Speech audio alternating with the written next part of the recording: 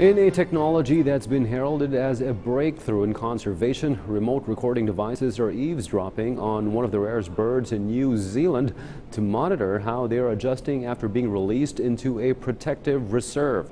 Faith Lapidus reports.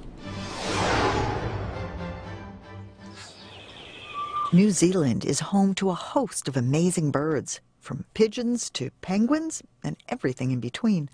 One of the rarest is the stitchbird, also known as hihi.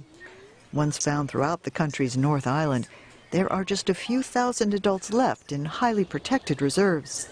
New Zealand conservationists worked with the Zoological Society of London to release 40 juvenile hihi into the Rotorua Reserve about 2 years ago, the first time the species has been seen in that area since 1889.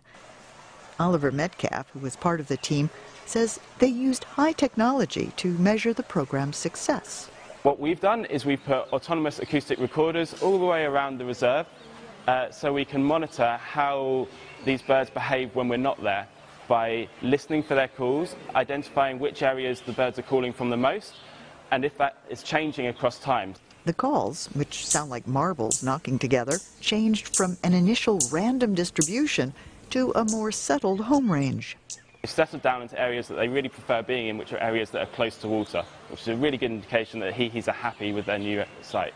With over a terabyte of audio data from those recorders, the researchers needed to develop an algorithm to isolate the hihi calls from those of other birds. It's really quite distinctive in its way, but there's also, when you turn it into a spectrogram, so that's when you turn sound into an image for the algorithm to work on, it suddenly starts to look like twigs breaking, or there's another bird called the fernbird that's got a similar sort of call, but at a lower frequency, a lower pitch. So then it becomes quite a challenge for the artificial intelligence to recognize it. So we did a lot of work on trying to create an algorithm that was good enough for the artificial intelligence to give us the data we needed.